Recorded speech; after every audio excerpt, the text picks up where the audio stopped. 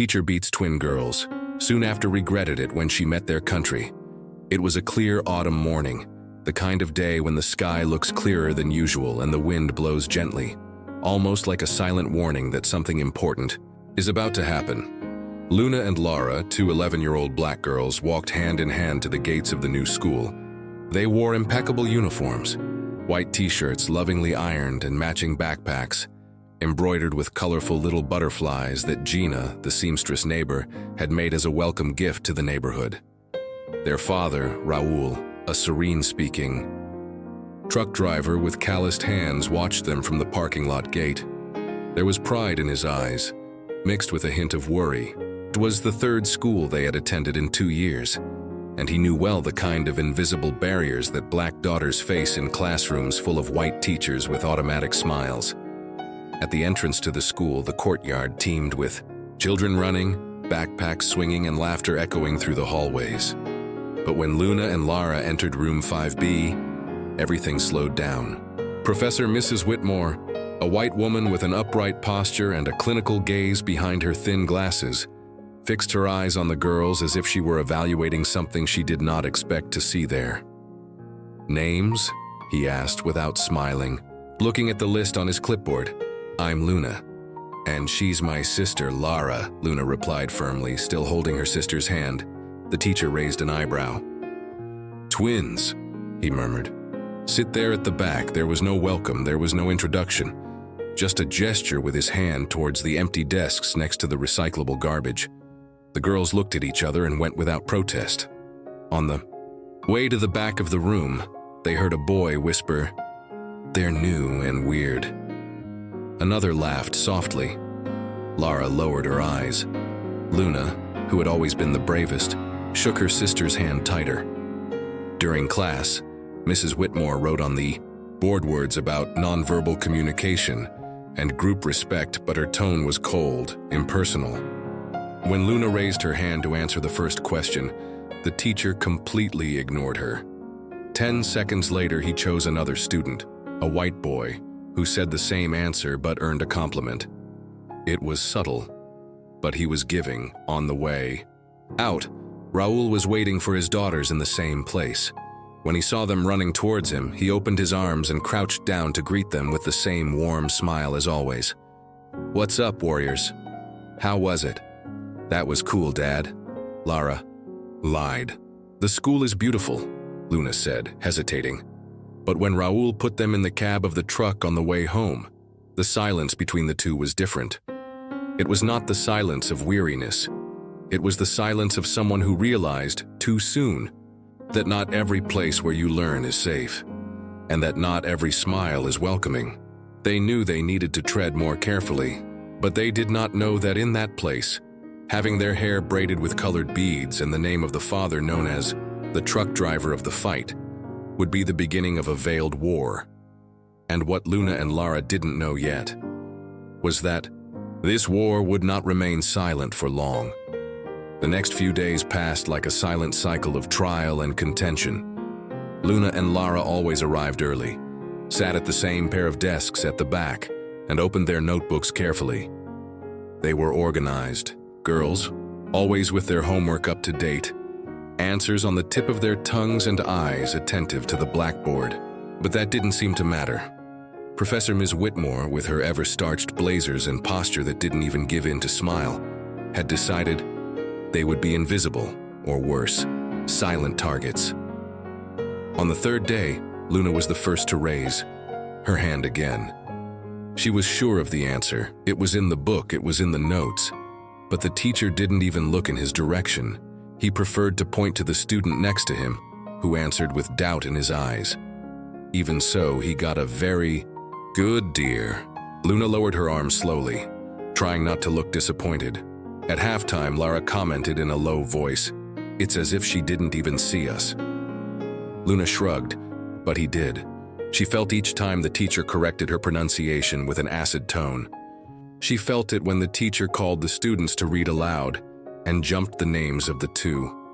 She even felt the compliments, which were never for them. On a Friday morning, the teacher went through the desks collecting her homework. When She reached the twins' table. She took the notebooks without commenting, but when she opened Lara's, she stopped. A handwriting that is difficult to understand," he said loud enough for his colleagues to hear. "It must be influenced by the domestic environment." A few giggles echoed through the room. Lara froze. Luna looked at her sister with wide eyes, her mouth half open. It was the first time the teacher mentioned home, as if she knew herself. But she knew nothing. I didn't know about the simple kitchen table where they did their chores. He did not know that his father would arrive. At night exhausted, but he always said, "A lesson made with love is worth more than any note." From that day on, the comments began to slip between seemingly neutral sentences. When Luna got a high grade, Mrs. Whitmore commented in a dry tone, "Amazing.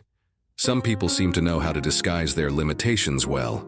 When Lara was called to the board and hesitated for a second, she heard, "And that's why discipline is so important. Not everyone has structure at home. Small words, loose phrases, but they all hit deep places." The twins began to avoid raising their hands. They started to eat lunch quieter. When the father asked, "And the school?" they answered in unison with a smile that hurt to keep. "All right, Dad." But at night, when one of them cried on the pillow, the other reached between the beds to hold on tight. It was the only way to remember that they were still together, that they could still resist. What they didn't know was that that handshake would be the link that would prevent the pain from turning into eternal silence. Because the cuts were getting deeper and the world more attentive. It was presentation day. The class had prepared a sequence of poetic readings in a group, each student reciting excerpts from classic authors. Luna and Lara rehearsed for days at home. They took turns between the verses, corrected each other, and even improvised a small staging. They wanted to do well. More than that, they wanted to be truly seen. The school gymnasium was arranged with folding chairs, a small improvised stage, and some colorful panels with students' work. The principal, some parents, and other teachers watched from the front rows. When it was the twins' turn to take the stage, Mrs. Whitmore frowned. "Wait," he said, rising from his chair. "Where is the rest of their group?" "It's just the two of us, teacher," Lara replied, her voice firm but soft. The teacher looked at the sisters for a few seconds. Then he cleared his throat loudly and turned to the audience. "Unfortunately, we will not be able to proceed with this presentation," he announced. "We need to maintain the standard of programming, and," his eyes fell on the girls, "that part doesn't fit with the purpose of the activity." Eerie silence set in. Some children looked around. A father in the audience frowned, but no one said anything. Luna and Lara stood still on the stage step, their eyes wide. Lara stepped forward, hesitating. "But we rehearsed," he said quietly. "Everything is ready. We memorized it." The teacher smiled, a smile so icy it could have frozen the air between them. "Not everything that is ready is prepared for the public, my dear." Now they sit down. The blow was dry. They both returned to their seats with their shoulders hunched. When they sat down, Lara couldn't hold back a tear. Luna looked at her sister, holding her hand under her desk. They didn't say anything, not there, but someone recorded it. One of the older students in the audience, shocked by what he witnessed, recorded the scene with his cell phone. The video shows the two girls being barred from the stage, with the teacher's voice in the background justifying it with empty phrases. And it also shows the moment when Lara wipes her face with the sleeve of her uniform. That afternoon, the video began to circulate among groups of parents on the school's app. A caption written by one student read, "Two girls ready to shine, silenced by those who should teach them how to flourish." The director did not respond to first comments, and the teacher continued as if nothing had happened. But Luna and Lara knew, and deep down they felt that would not go unnoticed. The seed of truth had been planted. That Monday, the sky dawned heavy. Dark clouds hung over the city as a silent warning. Luna and Lara walked to the school in silence, their steps synchronized, their faces serene, but their eyes marked. It was the first time they had returned to school after the video of the performance went viral among parents. And even without knowing the real reach of the video, something in the air already looked different. At recess, one of the mothers was seen talking to the principal, with her arms crossed and her face rigid. Some teachers whispered in the hallway. But inside room 5B, Mrs. Whitmore maintained her authority with her usual coolness, as if nothing had happened. Everything changed in the second half of the morning.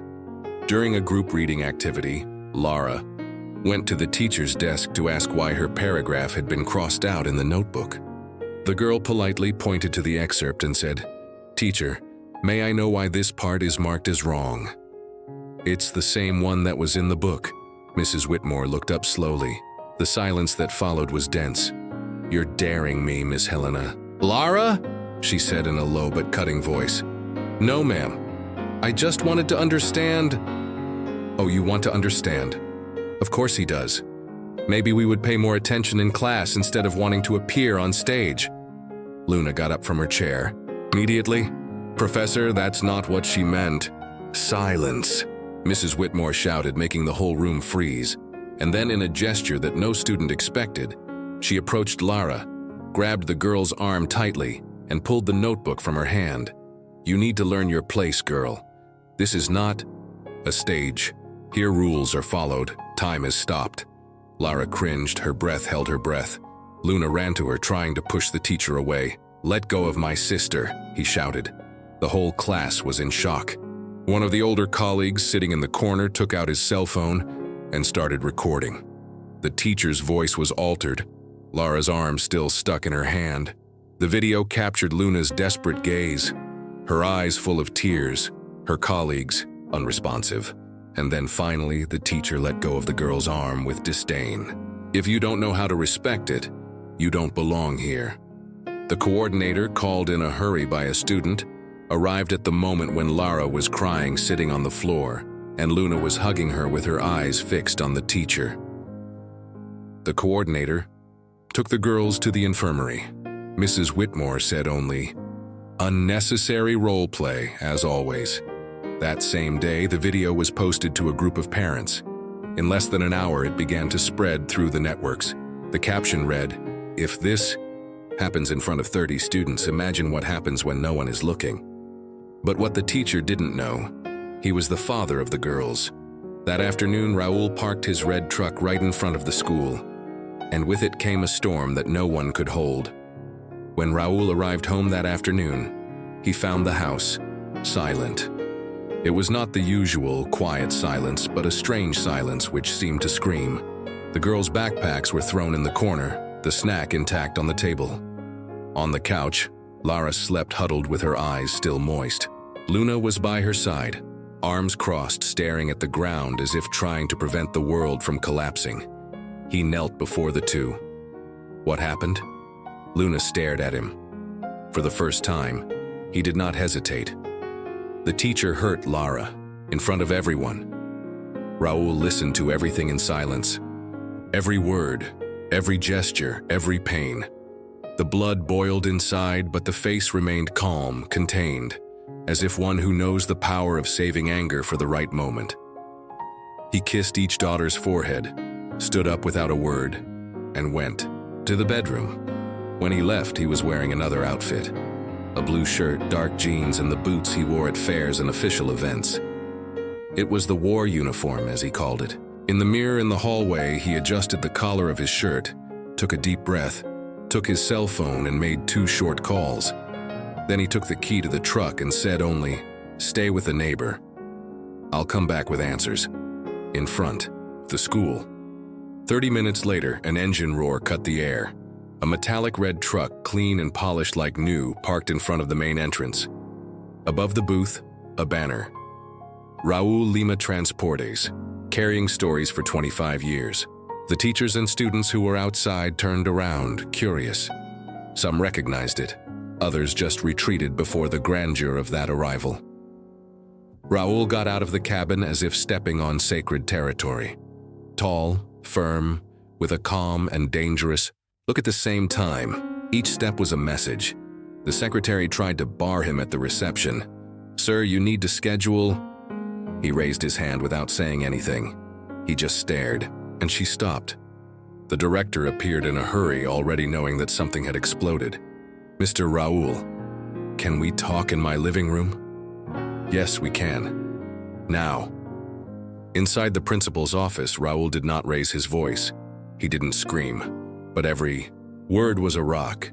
He detailed everything: the comments, the sabotage presentation, the video, the aggression. He handed over the cell phone with the video open, in silence. When it was over, he said, "I've been driving for more than 20 years. I have already crossed this country seeing injustice of all kinds. But today this knocked on my door. And I'll tell you something. I can drive a truck, but I also move big things, and this story here will move forward." The director swallowed. "I didn't know. Not with these details. Let's start an investigation." "Start quickly," Raoul said, already standing up. "Because this road will not stop until someone is held accountable." On the way out, he crossed paths with Mrs. Whitmore in the hallway. She, seeing him, hesitated but did not back down. "Did you come here to intimidate?" Raoul stared at her. "No. I came to remind you of what you forgot, that those who teach have a duty to protect, and that the school is a place to grow, not to shrink. You failed 2 innocent girls, and now he will have to answer." Without further words, he left. The video was already on the networks. The comments began, the messages came, and Raoul would not stop there, because he wasn't just a truck driver, he was a father. And that was enough to move the world. The next day, shortly after the first morning signal, the management called an emergency meeting. In the teacher's room, the principal, 2 members of the school board, the pedagogical coordinator, the teacher, Mrs. Whitmore, with her usual haughty posture, and Raoul Lima, the father that the system did not expect to face. The room was loaded with tension. The windows were closed, the fluorescent light casting an opaque glow on the center table. Raoul entered with firm but calm steps. He had a leather briefcase in one hand and his cell phone in the inside pocket of his shirt. He sat down without asking permission. He crossed his arms, and he waited. "Mr. Raoul, first of all, we want to make it clear that we are investigating what happened," the director began, with a tone that mixed caution and authority. Raoul nodded slowly. "Investigating? So let me make it easy." He opened the folder and took out printed copies of the messages that circulated among his parents, student statements, screenshots, images of Lara's arm with visible marks, and finally, he connected his cell phone to the projector in the room and played the video of the aggression. The sound of Mrs. Whitmore's scream, Lara's crying, the silence of the class, all echoed through the walls of that room. When the recording ended, no one spoke, not even the teacher. Only the sound of suppressed breathing filled the air. "That's," the coordinator began, but the principal interrupted her with a gesture. Raoul then stood up. "I didn't come here to threaten anyone," he said. "I came here to remind you that my daughters are children, who came to this school to learn and not to be diminished, and that when school fails..." The father gets up. She turned to Mrs. Whitmore, who remained seated, pale. "And you, she is not an educator. It is a warning, an example of what cannot go unpunished." The teacher took a deep breath, maintaining control. "I just exercise my authority, within the limits of reason. The video can be interpreted in many ways." "Wrong," Raoul cut her off. "The video shows what all your students already knew, and now the whole country will know." The principal intervened, her voice tense. "The school will take immediate action. We will initiate a formal disciplinary process against the teacher, and given the seriousness of what was presented, it will be removed with immediate effect. An assembly will also be held with parents and the school community, and a public apology will be issued." Raoul nodded, but his eyes were on Lara and Luna, who he knew were outside, waiting. For him, it was not enough just to punish. It was necessary to rebuild, set an example, change the culture. Before leaving the room, he looked one last time at everyone at the table. "I'm a truck driver. I faced endless roads, heavy fog, and fallen bridges. But I never imagined that the most dangerous trail for my daughters would be a classroom. And he left. How he entered, with the dignity of someone who does not need to shout to be heard. Outside, the corridors were already murmuring. Parents called each other. Students commented in the groups. Raul's truck was still parked in front of the school. But now, it was a symbol of something much bigger, a symbol that justice sometimes arrives with an engine running and a heart on fire. The first publications appeared that same afternoon. A parent shared the video of the meeting with the caption, "It's not just about two girls. It's about every child who has ever been silenced by someone who is supposed to protect them." Hashtags: Justiça por Luna y Lara, Sala de Aula Naue Campo de Batalha, and Caminhoneiro que Parou. Tudo began to rise on the networks. In less than 48 hours, the video exceeded 100,000 views. Local reporters were in front of the school. Some tried to interview Raul, but he answered in a few words. "I'm not news. My daughters are the ones who need to be heard." The assembly scheduled by the school to deal with the case exceeded all expectations. The gymnasium, where days earlier Luna and Lara were prevented from performing, was now packed. Parents, students, teachers, school board members, press. Some families brought posters with phrases such as "Dignity is not taught with shouting," and "They were not alone." The director opened the session. "The school failed, and today we did not come to justify. We came to take over." She officially announced the immediate dismissal of teacher Ms. Whitmore, the implementation of a mandatory training program for all teachers, and the creation of an anonymous channel for reporting school harassment. The high point came when Luna and Lara were called to the stage. The silence was absolute. Lara hesitated, but Luna held her hand. They climbed together, side by side. As always, Luna took the microphone. The voice was still small but firm. "We didn't want confusion. I just wanted respect." Lara added, "We wanted to be able to learn without fear." The applause came in waves, from parents, teachers, even students who had never spoken to them. They applauded for them, but also for themselves, for all the similar stories that never made it to the stage. And, in the back of the audience, Raul, standing with his arms crossed and his eyes teary, knew this was not just a victory. It was a change that was beginning to germinate. On the way out, someone pasted a note on the door of the classroom where it all began. "Here, no one will be erased anymore." A few weeks passed. The case had already left the newspapers. Hashtags had decreased in attendance, and the school corridors were quieter, as if they still echoed Raul Lima's firm steps. Luna and Lara, now in a new room, with a new teacher, experienced something new: the space to exist without fear. The substitute teacher, Dona Cecilia, was different. I looked them in the eye. He called each student by name, and on the first day, the twins entered her class. She made a point of introducing them. "This is Luna, this is Lara, and we have a lot to learn from them."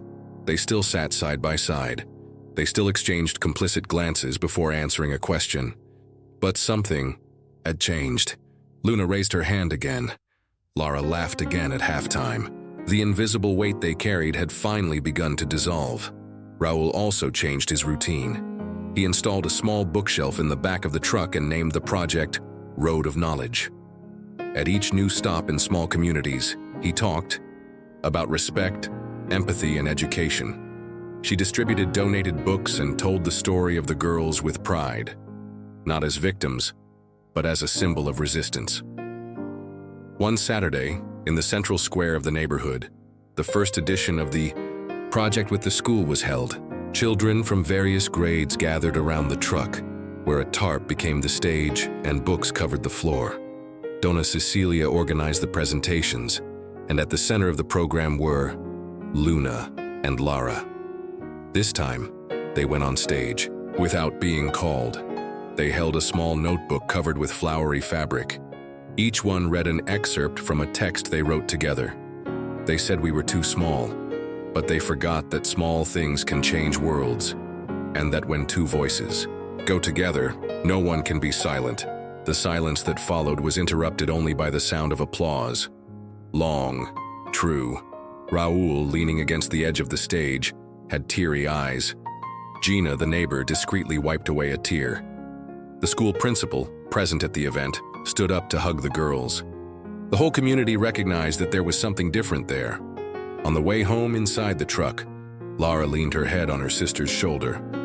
"We liked school again, right?" Luna smiled. "He's back. Because now we don't walk in the dark anymore."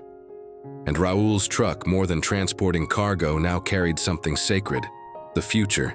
Some wounds do not leave visible marks, but they forever shape the way a child sees the world. Luna and Lara didn't want to be heroines. They just wanted respect. But when silence became oppression and fear became routine, it only took one act of courage: not lowering one's eyes, not silencing pain, not accepting normal, for an entire school to be forced to review what it really teaches. And at the center of this turn was not a politician, a judge, or an influencer. There was a truck driver, father. With calloused hands on the road and a firm heart of justice, he reminded the world that a father's strength is not in what he drives, but in what he protects. And that the most important road, it is the one that leads their children to dignity. If this story made you shiver, take a deep breath or remember someone who was once silenced inside a classroom. Share now. Because while we watch in silence, there are children believing that they deserve less for being who they are. Send this video to those who need to remember that a present father is a revolution. Leave a comment saying, "I don't take silence for an answer either." And if you believe that real education starts with respect, subscribe to the channel, because the next stories, they will continue to move much more than trucks.